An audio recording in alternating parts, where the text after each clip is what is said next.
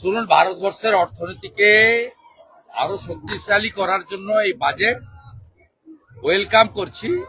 সামগ্রিকভাবে গোটা ভারতবর্ষে মধ্যবিত্ত এবং নিম্নবিত্ত তাদের জন্য আয়করে 31শে জুলাই পর্যন্ত রিটার্ন দেওয়ার ব্যবস্থা বা অন্যান্য যে সরলীকরণের ব্যবস্থা তাকে ওয়েলকাম করছি।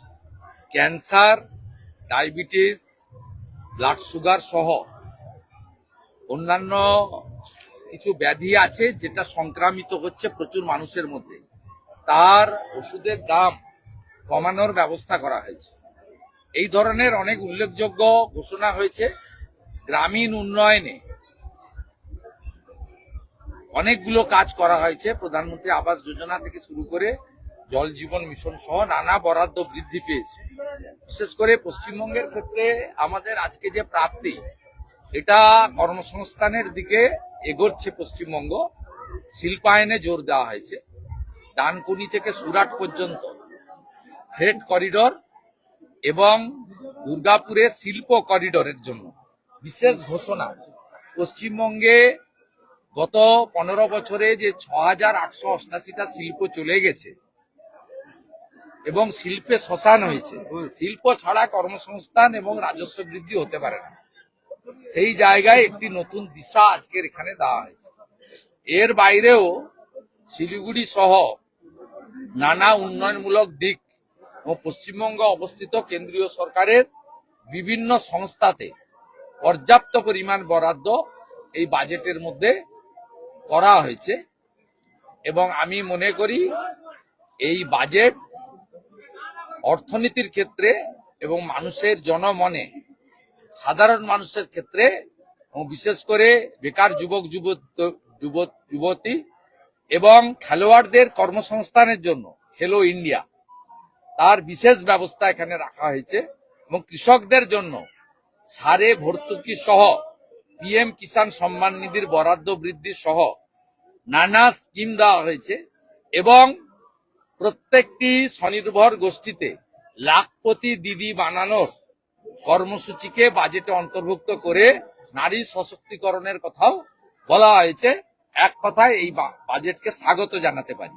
পশ্চিমবাংলার জনগণকে বলবো, এপ্রিল মাসে বিধানসভা ভোটে এবারে পরিবর্তন আনুন, বিজেপিকে আনুন, যাতে কেন্দ্রীয় সরকারের এই জনমুখী বাজেট পশ্চিমবঙ্গের গ্রামান্তরে আমরা পৌঁছে দিতে পারি এবং কেন্দ্র রাজ্য একসঙ্গে কাজ করতে পারি। ডবল ইঞ্জিনের সরকার দরকার। 21টা রাজ্যে এর সুফল যেভাবে পাওয়া যায় এখানে পাওয়া যায় না। এখানে আয়ুষ্মান ভারত চালু হয় না, এখানে বিশ্বকর্মা যোজনা চালু হয় না, এখানে প্রধানমন্ত্রী ফসল বীমা যোজনা থেকে শুরু করে হিন্দুদের নাম পিএম কিষাণ সম্মান নিধিতে রাজ্য সরকার পাঠায় না। 73 লক্ষ কৃষক নথিভুক্ত কৃষক, 54 লক্ষ নাম পাঠায়।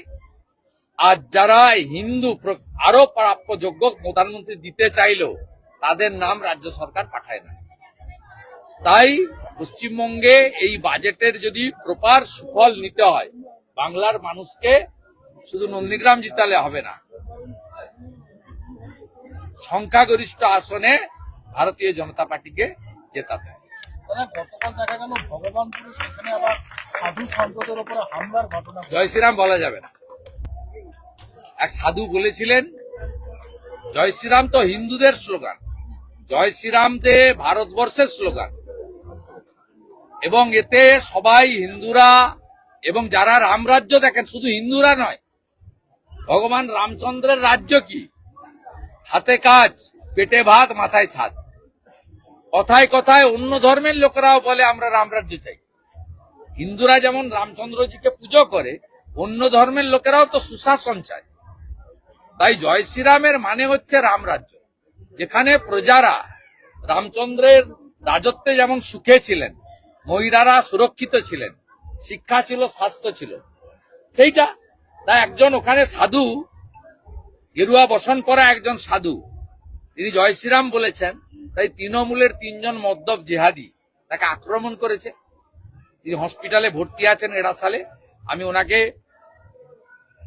নার্সিংহোমে শিফট করানোর ব্যবস্থা করলাম একটু আগে। আর বিকেল বেলা ভারতীয় জনতা পার্টি এবং হিন্দু সংগঠনগুলো ভগবানপুর থানা ঘেরাও করছে। দাদা, এসআইআর ইস্যুতে দিল্লি যাওয়ার আগে ফের জাতীয় নির্বাচন কমিশনকে চিঠি মুখ্যমন্ত্রী। চিঠিতে মমতার অভিযোগ যে কমিশনের পদ্ধতি জনপ্রতিনিধিত্ব আইন ও বিধির পরিপন্থী। উনার চিঠিতে এবারে এমোদের আক্রমণ করেছেন, মাইক্রো অবজারভার। মাইক্রো অবজারভাররা রেড ফ্ল্যাগ লাগিয়ে দিচ্ছে। এক একটা লোককে নন্দীগ্রামে ডেকেছে, তার 5টা ছেলে 3টা মেয়ে 8টা, তার নাম বলতে পারছে না, হিয়ারিং বাচ্চার নাম জানে না।